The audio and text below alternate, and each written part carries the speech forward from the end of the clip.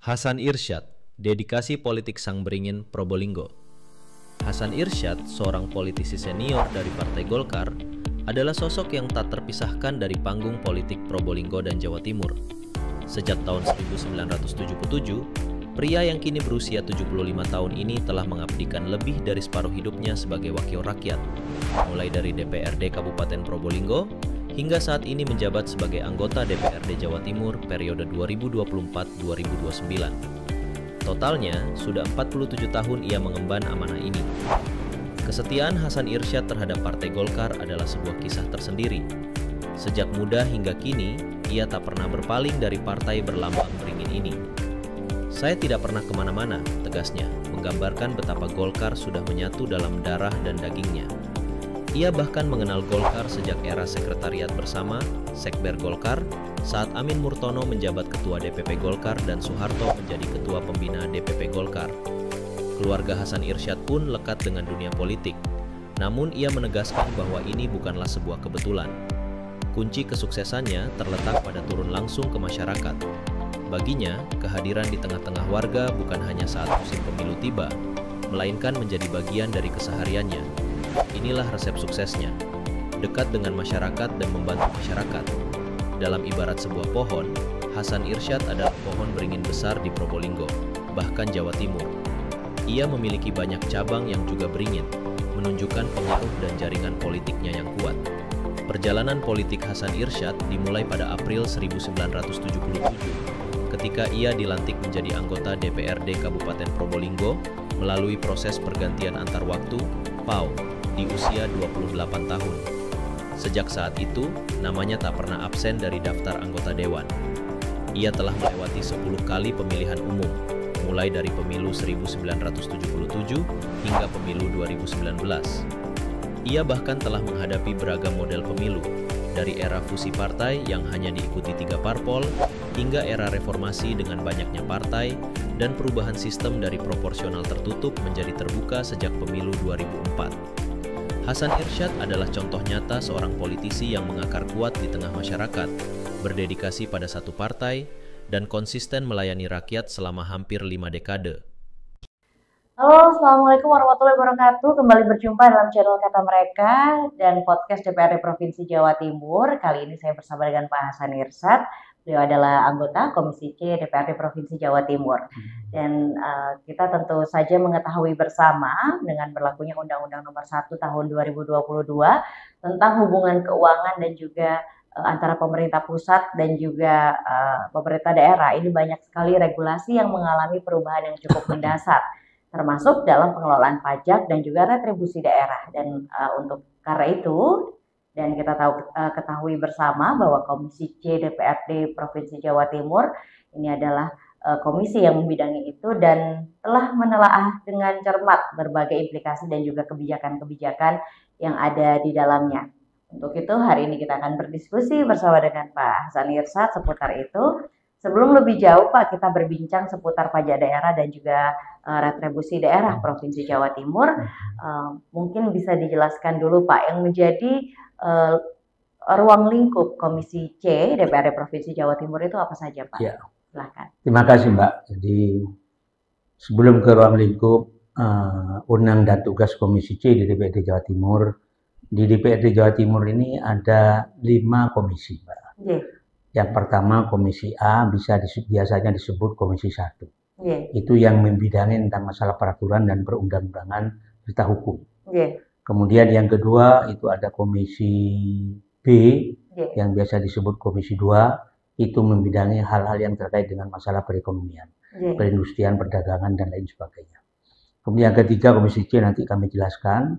Yang keempat ada Komisi 4 ya Komisi D, Komisi 4 ya Komisi Pembangunan, yang membidangi tentang masalah pembangunan. Kemudian yang kelima ini Komisi E, ini yang membidangi hal-hal yang terkait dengan masalah kesejahteraan masyarakat, kesehatan, dan pendidikan. Untuk Komisi C, yang kami sekarang oleh pimpinan ditugasi sebagai anggota Komisi C, itu sesuai dengan Perda 44 ayat 3 huruf C, nomor 1 tentang peraturan DPRD tentang tata tertib, bahwa Komisi C itu membidangi hal yang terkait dengan masalah keuangan dan perbankan. Kemudian membidangi tentang masalah perpajakan dan tribusi, kemudian yang membidangi tentang masalah perusahaan daerah dan kemudian kas daerah. Yeah. Kemudian yang membidangi tentang masalah perusahaan patungan, kemudian membidangi tentang masalah badan usaha dan penanaman modal, dan yang membidangi tentang masalah pengawasan keuangan dan pembangunan. Itu salah satu tugas daripada Komisi C di DPRD Provinsi Jawa Timur. Jadi Komisi C ini adalah komisi pemasukan begitu ya, urusan-urusan yang berkaitan dengan pemasukan asli daerah itu berkaitan dengan Komisi C. Ya. Baik, Pak, kalau kita berbicara soal PAD gitu, pendapatan asli daerah, mungkin banyak masyarakat yang belum paham betul sebenarnya PAD terbesar Jawa Timur ini berasalnya dari mana? Ya, makasih Mbak. Jadi betul tadi disampaikan Komisi C adalah komisi yang menghimpun dana. Nah, komisi-komisi lain yang mendistribusikan dana. Betul. Jadi Komisi C ini bertugas untuk meyakinkan bahwa anggaran harus masuk. Iya. Dan PAD harus meningkat. Nah, untuk di Jawa Timur, PAD yang terbesar ini yang sekarang yang memang didominasi PAD daripada PAD kita ini pada tahun 2004 dulu Pak ya. Itu PAD pendapatan bukan PAD APBD kita tahun 2004 itu sekitar 35.479 miliar sekian. Itu tinggi atau tidak, Pak? Tinggi. Itu tinggi. Sepanjang sejarah mulai tahun 21 sampai sekarang tinggi. Oke. Itu tahun 2004. Kemudian pajak pada tahun 2004 dengan angka APBD kita 35.479 itu pajaknya itu 50,83%. Okay. Berarti sekitar 19 miliar sekian pajaknya. Berarti didominasi oleh sektor pajak. Jadi tidak sedikit andilnya masyarakat Jawa Timur yang sekian juta itu, 10 juta itu membayar pajak untuk kepentingan pembangunan di Jawa Timur. Nah, buktinya dari 30 miliar sekian itu, 35 triliun sekian itu, 19 triliun dari sektor pajak. Oke.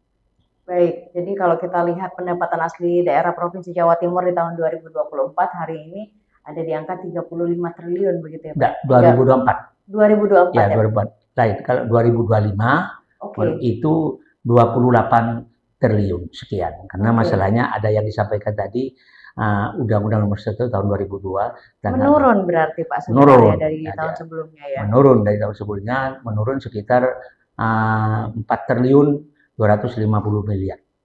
Oke. Sebenarnya poin apa yang membuat sampai pajak daerah ini menurun Pak? Karena kalau kita melihat sebenarnya potensi pajak daerah itu kan bisa dari kendaraan bermotor, atau mungkin sebagainya begitu.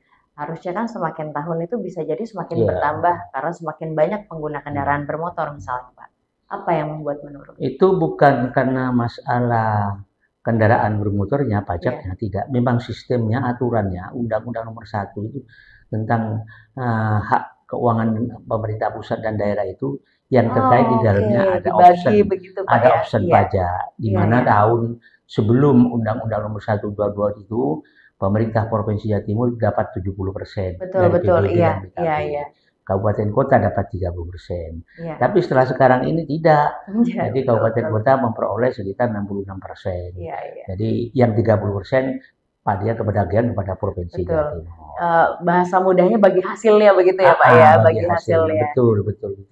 Oke, Pak Hasan, apa saja sebenarnya jenis dan juga besaran target penerimaan pajak daerah retribusi daerah tahun anggaran 2025? Ya, kalau pajak, sektor pajak itu ya pertama PBB, pajak PKB, pajak kendaraan bermotor. Kemudian BPNKB, pajak biaya balik nama kendaraan bermotor. Kemudian PBBKB, pajak bahan bakar kendaraan bermotor. Kemudian BAP, pajak alat berat. Kemudian ada PAP, pajak air permukaan. Kemudian ada pajak rokok. Kemudian ada option pajak. Itu salah satu. Kalau distribusi ya ada distribusi jasa usaha, ada distribusi jasa perizinan, tidak seperti itu yang menjadi jenis-jenis besaran target penerima pajak begitu ya Pak. Betul.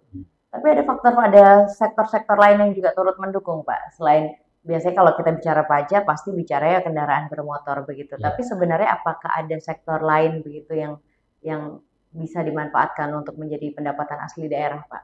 Kalau pajak memang tidak ada ya. Jadi pajak yang terkait dengan option itu hanya option PKB dan BPNKB. Yang menjadi Ya. kewenangan Jawa Timur ya, Pak Iya, ya? retribusi juga tidak terkena dengan aturan yang Undang-Undang 1 tahun 2022. Karena distribusinya tidak ada pengurangan apa-apa. Iya. Nah, sektor lain dan arah untuk meningkat itu harus meningkatkan pendapatan. Salah satunya antara lain bagi penunggak pajak. Iya. Itu kita harus proaktif datang ke desa kerjasama dengan masyarakat dan lain sebagainya. Betul. Kemudian kendaraan plat merah.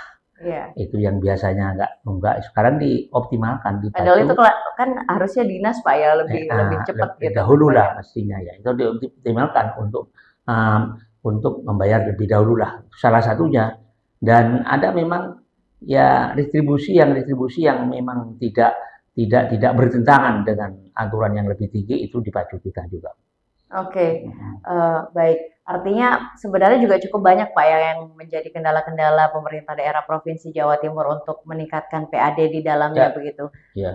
Apa yang menjadi kendala paling signifikan Pak ketika harus meningkatkan PAD provinsi? Pajak ini ya merupakan sektor utama dan mereka untuk menentukan fiskal Jawa Timur. Oke. Ya. Jadi kendalanya cuman pajak ini masih ada beberapa kelompok masyarakat, warga masyarakat yang memang masih kadangkala enggan bayar pajak. Oke. Ya, ada beberapa faktor memang karena enggan disengaja atau memang tidak bayar karena belum ada uang atau karena memang lupa. Situ. Yang terakhir karena sistemnya karena mau ke Samsat jauh. Nah, itu sehingga kadangkala masyarakat itu ya itu kendalanya seperti itu. Tapi sekarang ini sudah ada terobosan-terobosan sehingga kita dari Provinsi Jawa Timur ada beberapa inovasi-inovasi yang untuk memacu agar supaya masyarakat ini mau bayar pajak. Harus ada peran aktif memang dari pemerintah ya Pak ya. Maka sih harus menjemput bola begitu. Iya, harus menjemput bola. Dan sekarang sedang dilaksanakan itu inovasi. Dan sekarang ada gerakan dari Dispenda Provinsi Jawa Timur mengadakan kegiatan. Sekarang kan sistemnya sistem digital. Iya. Jadi elektronik. Jadi ini yang masyarakat ini sistem tidak hanya masalah bisnis saja, pajak pun dan distribusi pun kadang-kadang melalui ini, banyak melalui sistem digital dan elektronik ini. Iya. Dan digital elektronik ini di Provinsi Jawa Timur disebut dengan nama e-Samsat. E-Samsat. Iya, Satuan Administrasi Menunggal Satu Atap. Oke. Yang di dalamnya itu ada kepolisian, ada dinas pendapatan, dan ada jasa raharja. Tugas di dalam. Satu pintu begitu ya Pak ya? Pintu. Masyarakat sekarang sudah tidak usah datang secara fisik ke Samsat. Jadi dengan adanya sistem digital dan elektronik dan e-Samsat ini, masyarakat ya cukup di rumah, cukup keluar ke Indomaret, ke supermarket, mau bayar pajak. Nah itu sekarang membantu untuk meningkatkan pendapatan. Salah satu terobosannya itu. Ya betul sekali, karena kalau kita berkaca 10 tahun lalu harus antri dulu di Samsat Pak. Benar. Itu harus ambil cuti dulu di kantor. Iya, luar biasa sekali pemerintah Provinsi Jawa Timur dengan segala inovasinya. Berikutnya Pak, saya juga ingin bertanya, kalau tadi kita melihat sektor-sektor dan faktor-faktor yang bisa meningkatkan PAD Provinsi Jawa Timur. Tapi sebenarnya seperti apa sih Pak pengelolaan dan pendistribusian dari pendapatan daerah untuk kemajuan Jawa Timur ini Pak? Ya, pengelolaan dan pendistribusian pendapatan daerah termasuk dalam pajak dan distribusi itu dalam struktur belanja di APBD. Jadi kalau nanti pendistribusiannya juga tepat sasaran dan tepat waktu juga. Jadi satu misal belanja itu ada 3, ada belanja bangunan, ada belanja transfer, ada belanja tidak terduga. Nah, itu ada belanja bangun seperti beli mesin dan alat sebagainya itu. Biar tidak terduga seperti peristiwa banjir dan sebagainya. Iya, bencana ada alam ya Pak belanja ya. transfer dari pusat ke daerah itu. Ya, itu belanja-belanja yang dari itu. Jadi pembagiannya seperti itu Pak ya. Ada belanja gedung, lalu juga belanja tidak terduga. Tadi Bapak juga sudah menceritakan apa yang menjadi tupoksi begitu Pak ya dari Komisi C begitu. Tapi kalau bisa mungkin lebih dijelaskan secara spesifik Pak, sejauh mana tugas Komisi C khususnya Bapak begitu ya dalam melakukan pengawasan keuangan daerah dan juga pendapatan daerah provinsi. Iya, makasih. Jadi DPRD legislatif ini merupakan mitra daripada pemerintah provinsi Jawa untuk di DPRD. Jadi karena merupakan mitra mempunyai kewajiban. DPRD ini fungsinya ada 3. Fungsi legislasi, membuat peraturan daerah, kemudian fungsi budgeting, menyusun anggaran bersama pemerintah provinsi, kemudian fungsi mengadakan pengawasan. Nah, fungsi pengawasan ini banyak cara, banyak sistem di Provinsi Jawa Timur. Satu misal komisi A, B, C, D, E ini semuanya mempunyai fungsi pengawasan sesuai dengan bidangnya. Kami dari Komisi C itu melaksanakan pengawasan ada beberapa sistem. Kalau akan mengadakan pengawasan terkait dengan masalah keuangan, satu misal perlu dengan penjelasan dari keuangan, dari Dispenda, dari Bapenda, nah itu kita manggil ada namanya rapat komisi. Mitra begitu ya Pak ya? Mitra dipanggil, kita menanyakan sejauh mana penggunaan keuangan anggaran, apa sudah sampai berapa persen sekarang, sasarannya apa saja. Nah kalau sasarannya di mana, kita tindak lanjuti pengawasan ini, kita mengadakan peninjauan lapangan. Di lapangan. Umpama kita ke Banyuwangi, ya sejauh mana pelaksanaan oleh eksekutif anggaran yang sudah diperuntukkan untuk tepat sasaran. Nah, dalam rangka untuk mengadakan perbandingan agar supaya ini perbandingan pembangunnya lebih baik, lebih maju, nah kita mengadakan perbandingan dengan provinsi lain. Pengawasan satu komisi. Kemudian pengawasan juga di dalam praksi. Praksi ini ada namanya pandangan umum. Tiap bulan itu ada praksi. Nah, dalam pandangan umum itu dibahas dalam praksi. Dalam praksi, masing-masing komisinya menyampaikan apa kelemahan-kelemahan dan kelebihannya, yang sedang dan kekurangannya apa. Itu nanti oleh praksi dihimpun, dibuat semacam ini pendapat daripada praksi disampaikan dalam rapat paripurna. Dihadiri oleh gubernur dan eksekutif. Di sana kita menyampaikan bahwa ada suatu hal yang perlu evaluasi dan begini dan lain sebagainya disampaikan. 2 kali 1 bulan namanya pandangan umum dan pendapat akhir. Itu salah satu bentuk pengawasan kita yang ada di legislatif. Saya cukup sering bertemu dengan anggota dewan begitu untuk berbincang sebenarnya tupoksi mereka seperti apa, tapi baru hari ini saya tahu betul detailnya itu seperti apa. Terima kasih banyak Pak Hasan. Ini sangat informatif sekali begitu. Karena cukup banyak Pak pertanyaan di luar sana, masyarakat yang bertanya, kenapa anggota dewan itu harus melakukan kuker begitu? Kenapa harus ada studi banding? Kenapa harus ada paripurna? Itu kayak tergambarkan dalam waktu yang singkat tadi 5 menit. Luar biasa, terima kasih Pak. Kita sudah tahu tadi tupoksinya Pak. Lalu kita berbicara soal kekuatan, kelemahan, dan juga peluang serta tantangan yang terkait dengan digitalisasi terhadap peningkatan untuk sumber pendapatan daerah. Seperti yang katakan tadi bahwa sektor pajak ini adalah sektor yang dominan di Jawa Timur untuk menopang daripada fiskal kita di Jawa Timur ini. Untuk itu perlu kita seperti yang saya sampaikan tadi ada isamsat. Cuman ya ada kekuatan kita itu dalam rangka untuk membentuk ini ada sekarang ya dibentuk semacam isamsat tadi itu. Nah, isamsat sendiri ini tidak gampang diucapkan tapi juga sulit untuk dilaksanakan. Masalahnya apa? Karena itu masih ada beberapa kelemahan. Di Jawa Timur ini tidak semuanya daerah itu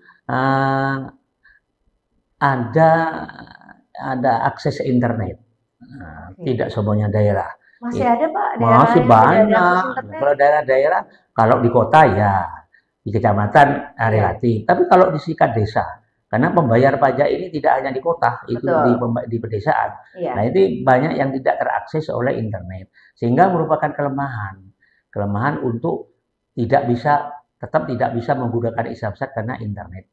Seperti di Kepulauan Sumeneb itu sulit sekali itu. Jadi salah satunya jalan untuk menghadapi seperti ini, jadi petugas pajak bersama-sama dengan petugas desa dan kecamatan itu proaktif menjemput bola. Betul Pak. Kemudian yang ketiga juga, tapi ada peluang sekarang ini di desa dan di kecamatan sudah banyak Indomaret. Betul. Sudah banyak supermarket. Nah, Iya. ini bisa kerjasama dengan cara saling menguntungkan, tidak merugikan. Jadi kadang-kala orang yang tidak akses internet datang ke supermarket Indomaret dan Marco untuk bayar pajak ini. Nah, cuman tantangannya itu Provinsi Jawa Timur harus sering mengadakan semacam pendidikan, pelatihan kepada petugas-petugas pajak harus supaya betul-betul menguasai tentang masalah e-Samsat ini. Tapi setelah tadi kan sempat dikatakan terobosannya itu e-Samsat begitu Pak ya. Iya. Saya juga cukup tahu bahwa jenengan juga sudah beberapa periode gitu. Artinya jenengan sudah melewati bagaimana PAD naik turun begitu ibaratnya Pak. Setelah adanya e-Samsat ini memang cukup membantu sebenarnya. Sangat. E-Samsat ini saya sangat respon sekali. Dengan gerakan pemerintah Provinsi Jawa Timur dengan e-Samsat ini sangat dan meningkat kenyataannya. Oke, dibandingkan periode-periode sebelumnya ya Pak ya. Sebelumnya ya. Oke, Pak Hasan melihat e-Samsat sebagai salah satu inovasi pelayanan publik yang ada di Bapenda, Anda melihat e-Samsat itu bagaimana sih Pak kalau dari kacamata Anda? Iya, terima kasih. Melayani masyarakat itu ya publik itu harus murah dan mudah. Betul. Murah dan mudah gampang. Tidak hanya murah saja tapi kesulitan. Tidak hanya gampang saja tapi mahal. Betul. Itu masyarakat menghadapi seperti itulah. Terobosan e-Samsat sekarang ini dua-duanya terpenuhi. Jadi mempermudah masyarakat, murah lagi.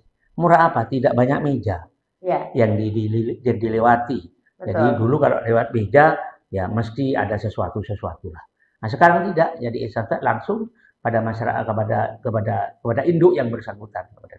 Jadi sangat merespon sekali dan umumnya di Provinsi Jawa Timur sangat respon dan sangat tujuh sekali dengan kegiatan e-Samsat ini dalam rangka untuk meningkatkan pendapatan asli daerah yang berupa pajak dan distribusi di Jawa Timur. Oke, mungkin e-Samsat bisa menjadi salah satu inovasi begitu Pak, tapi juga kita ketahui cukup masih banyak hal-hal yang belum bisa menunjang begitu untuk pendapatan asli daerah. Misalnya tadi jenengan sempat sampaikan masih banyak masyarakat yang entah itu lupa atau bahkan tidak mau atau mungkin tidak punya uang begitu ketika melakukan pembayaran pajak. Strategi atau inovasi apa yang dilakukan pemerintah untuk hal-hal yang seperti itu, Pak? Terima kasih. Pemerintah ini karena masyarakat, tapi tidak semua, sekarang 85% sudah sadar bayar pajak. Masyarakat Jawa Timur. Bagi yang tidak, masyarakat pemerintah Provinsi Jawa Timur selalu memberikan ini keringanan untuk bayar bunga, pemutihan. Kemudian ada semacam ini bagi desa yang memang pajaknya lunas duluan, itu semacam ada door prize, semacam ada hadiah, semacam ada cindera mata dari Provinsi Jawa Timur untuk merespon untuk tertariknya masyarakat pedesaan itu seperti itu. Oke. Ya. Kita juga ketahui jenengan kan dapilnya dapil 3. Dapil Probolinggo ya Pak ya? Kabupaten Kota Pasuruan, Probolinggo, Kabupaten Kota Probolinggo. Kabupaten Kota Pasuruan dan Kabupaten Kota Probolinggo yang kita tahu itu juga masih cukup banyak desa-desa yang terpelosok begitu ya Pak ya. Bagaimana masyarakat sendiri Pak terkait dengan kepatuhan pajak di sana? Gini sekarang ini dengan inovasi yang baru dari Dispenda Provinsi Jawa Timur, itu istilahnya menjemput bola. Jadi petugas sekarang ini rutin mengadakan kegiatan yang sepengetahuan saya di dapil saya. Mengadakan kegiatan pertemuan dengan di kantor kecamatan itu paling tidak 1 bulan sekali. Dinas Pendapatan Daerah itu. Dan diikuti oleh para kepala desa, oleh para tokoh-tokoh masyarakat. Dan kepala desa dijadwal oleh Dispenda ini didatangi ke daerahnya, petugas Dispenda itu tidak bawa roda 4. Itu hanya dengan motor dikandung maksud yang pelosok-pelosok itu bisa dijemput, bisa didatangi. Menjemput bola dengan sepeda motor. Dan sudah membawa dengan segala alat perlengkapan untuk tanda bukti dan lain sebagainya. Nah ini terobosan ini sangat baik sekali, Iya, berguna sekali untuk masyarakat-masyarakat yang ada di desa. Kendala, kalau bicara soal kendala pajak tadi kalau misalkan lupa atau tidak bisa atau tidak punya akses bisa dilakukan jemput bola. Lalu juga kendala berikutnya itu Pak, kita ketahui ini kota besar hari ini Jawa Timur ada Surabaya begitu, banyak kendaraan yang terdaftar di luar provinsi dan juga beroperasi di Jawa Timur. Dan ini tentu butuh strategi lintas wilayah begitu ibaratnya Pak, antara provinsi. Apa yang dilakukan oleh Komisi? Ya memang kita sering koordinasi antara Dispenda dengan pemerintah umpama seperti dengan DKI. Seperti dengan Jawa Barat. dengan Jawa Tengah Sumatera. Iya, yang terkait karena bukan tidak mungkin kendaraan-kendaraan yang ada di sini ini operasional di sini, tapi kendaraannya bayarnya ke Semarang, karena nomornya nomor Semarang, Bandung dan DKI. Sana juga sama. Jadi ada juga kendaraan-kendaraan L dan S itu yang ada di daerah Bandung, dari DKI dan Sumatera. Nah ini sedang ada semacam pembicaraan dalam rangka untuk saling meningkatkan pendapatan daerah antara Dinas Pendapatan Daerah dan pendapatan daerah yang bersangkutan. Untuk saling-saling menunjang, tidak saling-saling nutup. Ya memang ada semacam pembicaraan, jadi berapa kendaraan yang ada itu saling data. Berapa kendaraan yang dari Jogja, berapa kendaraan yang dari Semarang, dari Bandung, dari Surabaya pun juga demikian. Itu hari ini bisa ya Pak terdata ya, berapa kendaraan L yang ada di Jakarta misalkan begitu? Ada semua bisa itu, bisa didata. Oke, baik. Bicara soal pajak dan juga pendapatan asli daerah begitu, tentu juga kita hari ini juga punya BUMD Pak yang kita juga sempat lupa untuk, tadi saya sempat berpikir kenapa kita hanya bahas pajak begitu, padahal kalau bicara PAD kita punya BUMD hari ini. Yang hari ini ada JGU, ada PWU, ada Bank Jatim begitu. Dari seluruh BUMD ini yang paling sehat yang mana sih Pak sebenarnya? Iya, betul itu. Tidak hanya bicara pajak saja, distribusi. Ada cagak kita juga, ekonomi itu BUMD, salah satunya Bank Jatim. Bank Jatim dan BUMD di Jawa Timur ini pada tahun anggaran sekarang ini memberikan dividen kepada APBD kita ini tahun 2025 ini 471 miliar. 400 kurang lebih 471 miliar. Itu yang paling besar, 400 sekian itu dari Bank Jatim. Kemudian ada dari BCU juga, ada yang semuanya memberikan kontribusi, tapi yang sehat itu sudah di atas 5% bahkan sampai 10%. Yang tidak sehat masih jalan di tempat. Ini yang PR Komisi C sebenarnya Pak. Iya. Sekarang sedang membahas. Nanti ini kita bahas tentang masalah Perda Badan Pergeritan Rakyat untuk dalam rangka penambahan modal. DPR ya Pak ya. DPR. Di Sidoarjo sekarang nanti kita bahas ya. Biasanya kalau dapil Pasuruan gitu atau mungkin Probolinggo, pembahasan BPR ini sangat penting Pak, karena di sana banyak petani-petani. Luar biasa untuk kemaslahatan umat. Baik, waktu diskusinya memang tidak panjang Pak, hanya 30 menit. Semoga kita bisa berdiskusi lagi. Amin. Kalau hari ini kita bahas PAD, mungkin pertemuan berikutnya bisa kita bahas lebih dalam tentang BUMD begitu Pak ya. Iya, setuju. Baik, Pak Hasan Ihsan, terakhir Pak, mungkin ingin ada yang disampaikan kepada masyarakat juga, khususnya masyarakat dapil jenengan begitu Pak, terkait dengan PAD Provinsi Jawa Timur, atau mungkin paling tidak peringatan untuk jangan lupa untuk membayar pajak begitu Pak. Silahkan. Terima kasih untuk masyarakat se-Jawa Timur umumnya, khususnya di dapil kami, Kabupaten Kota Probolinggo, Kabupaten Kota Pasuruan. Inovasi daripada Dispenda Provinsi Jawa Timur dalam rangka untuk meningkatkan pendapatan asli daerah dari sektor pajak distribusi ini sudah kita lakukan. Harapannya kami agar supaya teman-teman yang di Dispenda datang ke desa, mengadakan pendekatan dengan kepala desa dan masyarakat, dan ke BUMDes dan BUMDes desa, dan kepada kecamatan supaya direspon positif, agar supaya pembangunan di Jawa Timur tetap berlangsung dengan lancar dan sukses, maka harus diimbangi dengan membayarnya pajak dan distribusi masyarakat. Selamat masyarakat Jawa Timur untuk melaksanakan kewajiban untuk membayar pajak dan distribusi. Terima kasih. Terima kasih banyak Pak Hasan. Ya tentu saja hari ini kita berada di era yang kolaborasi, masyarakat yang patuh, pemerintah yang proaktif, dan juga DPRD yang melakukan fungsi pengawasan. Itu akan menciptakan sistem pemerintahan yang baik. Yang kita ketahui bahwa pajak itu bukan hanya dirasakan oleh segelintir orang, tapi untuk pembangunan wilayah itu agar semakin maju dan semakin baik ya Pak ya.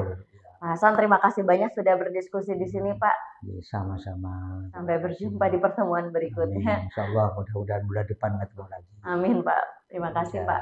Assalamualaikum warahmatullahi wabarakatuh. Assalamualaikum warahmatullahi wabarakatuh.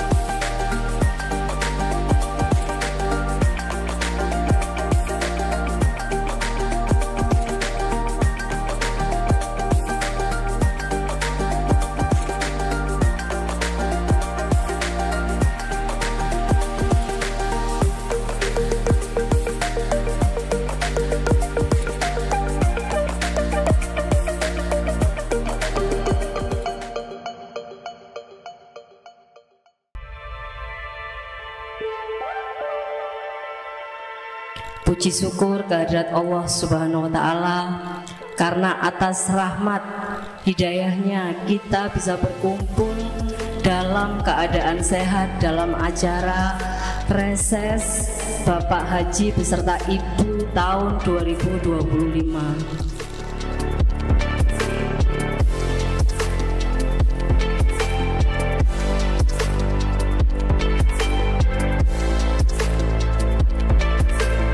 Yang pertama, saya ingin mengucapkan banyak-banyak terima kasih kepada beliau Bapak Haji dan Ibu Nyai yang sudah mengadakan reses di Desa Liprak Wetan, khususnya di Dusun Pocok.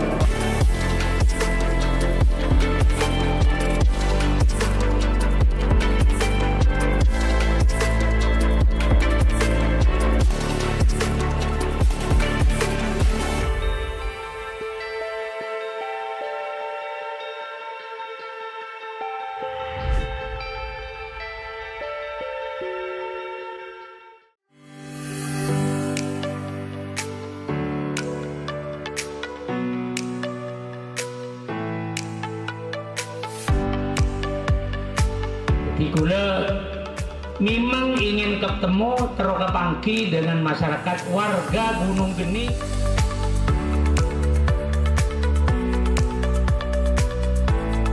Jadi reses nikah berarti saya harus mempertanggungjawabkan kepada masyarakat. Pada warga masyarakat Probolinggo saya harus mempertanggungjawabkan. Selama Hasan Irsyad jadi anggota DPR Provinsi Jawa Timur, apa saja yang diperlukan.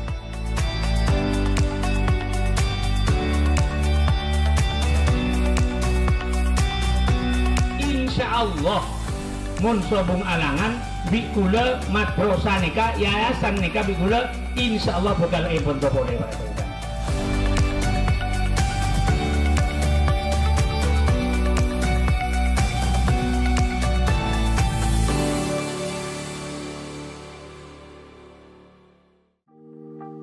Assalamualaikum warahmatullahi wabarakatuh. Alhamdulillah, pada siang hari ini, tepatnya tanggal 5 Juli 2025, saya akan menghadiri kegiatan reses kedua DPRD Provinsi Jawa Timur yang hari ini kebetulan bertempat di Desa Bulujaran Kidul. Ini bersama dengan Pak Puniman, Kepala Desa Bulujaran Kidul, bersama dengan pengasuh Ketua Yayasan Hikmatul Hasan, Ustadz Zainuddin Abbas, dan para pengasuh, para kiai, para asatidz. Alhamdulillah kami akan mendatangi reses yang beberapa hari, kami sejak tanggal 28, 29, 30, ketika tanggal 1, 2, 3, 4, 5 yang reses kedua di DPRD Provinsi Jawa Timur saya telah melaksanakan, dan hari ini terakhir reses yang kedua ini. Alhamdulillah fokus saya banyak ke beberapa pendidikan, karena saya memprioritaskan pendidikan yang ada di baik Kabupaten Kota Pasuruan maupun Kabupaten Kota Probolinggo. Berarti pertama saya mengadakan ke Irsyadul Hasan di daerah Bendungan sana, Satrian, Jabatan Maron, ketemu dengan. Kemudian kemarin saya juga datang kepada Tapal Batas dengan Lumajang, Probolinggo Lumajang, tepatnya di Gunung Geni, blok selatan sekali. Itu ada madrasah yang perlu kita perhatikan. Kemudian tadi saya datang ke salah satu warga masyarakat yang memang memerlukan perbaikan jalan dan memerlukan pengadaan penerangan lampu listrik tiang di Desa Tigasan Wetan, Kecamatan Leces. Kemudian setelah itu saya pindah ke Galsono, ada madrasah di sana yang perlu saya perhatikan juga di rumahnya Ustadz Tosan. Kemudian ada juga saya datang ke Hikmatul Hasan ini dalam rangka untuk melihat secara nyata gimana keadaan Desa Bulujaran Kidul dan bagaimana kondisi daripada madrasah pendidikan yang ada di Hikmatul Hasan ini. Rata-rata semua memerlukan kedatangan seorang anggota DPR dalam reses ini untuk memperhatikan secara serius, secara sungguh-sungguh, baik pembangunan pengadaan air bersih, perbaikan jalan, pengaspalan dan lain sebagainya, dan perbaikan gedung-gedung madrasah.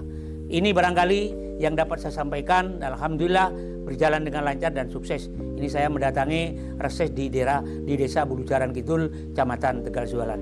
Makasih. Assalamualaikum warahmatullahi wabarakatuh.